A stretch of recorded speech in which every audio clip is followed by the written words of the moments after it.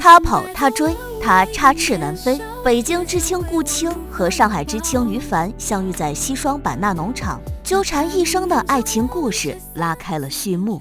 您现在担心也没有用的，到时候再看吧。最多帮我买断的钱都交给他，反正他不能拿走房子，更不能和我们住在一起了。他听说杜宁现在的男朋友是个税务局的小科长，而且还被对方介绍到一个商场做了会计，日子过得不错。小玲放下铅笔，啥都不说便上了楼。她不想再听到关于母亲的事儿了，这只会让自己心烦。王阿姨这才反应过来，哦哟，葛小宁，我们又没注意到。于凡抬头望望楼梯，叹了口气，没关系的，明天休息，我要出去跑业务，您帮我听着电话，有事情记一下，急事就呼我。他现在顾不得女儿，先赚钱吧。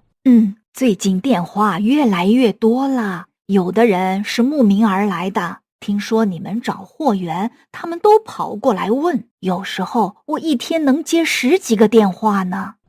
辛苦您了，现在暂时也只能这样了。3天之后，接到工作的李阿姨忽然到访，风风火火地说，王大姐，有好消息了，咱们这里真的要拆迁了。什么时候拆？侬晓得吗？就这2个月了，马上就要来贴公告了。安置房在浦东的花木牡丹路上，房子还没建成，要06年才能入住，不过会给我们补贴去租房的。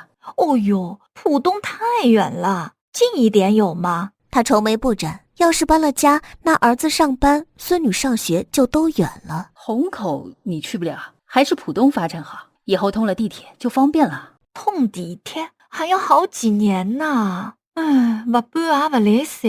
哎呀，王大姐，您别这么想了。我知道您心疼儿子和孙女，但小玲不是可以转学的吗？于凡让她坚持一下，实在不行就换个近一点的工作。不过你以前的儿媳可不好办了，她要是过来争房子怎么办啊？我觉得不会吧。知人知面不知心，你要和儿子商量好，不能让他占便宜。小凡将来要再成家的，能要到3房1厅当然好了，如果他来捣乱就比较麻烦了。不过我会帮着做工作的。王阿姨不作声的点点头，李阿姨说的很有道理，晚上等儿子回来，他们再商量一下吧。就在于凡一家为了拆迁而踌躇的时候，顾青却在北京因为要和俄罗斯女友分手的事而犯了难。因为沙娃回俄罗斯探亲去了，要2个月后才能回来。在电话里谈虽说省事，可却显得太不尊重女方了，他必须找机会当面摊牌才好。他坐在办公室发呆的时候，弟弟志华敲门进来了。哥，爸妈明晚叫你回去吃饭。咱得聊会儿。好，你有心事？我打算和沙娃分手。他一直在琢磨要怎么和姑娘说，就算是分手也要有个原因吧。哎呀，妈前2天还和我说呢，要是你非得和沙娃结婚，她也不反对了，有个蓝眼睛的孙子也挺好。这下她又白高兴了。果然哥哥和俄罗斯姑娘是没有结果的，老爸太厉害了，居然有这么神准的预知能力。或许他这辈子都别指望抱我的孩子了。志华不大明白大哥要表达什么，莫非要当快乐的单身汉？我不是和你说过我在农场有个恋人吗？这次在上海我见到他了，我们旧情复燃了。他并没有和弟弟谈得很详细，当然志华更不知道他的初恋情人是个男的。原来你是因为这个才和沙娃分手的。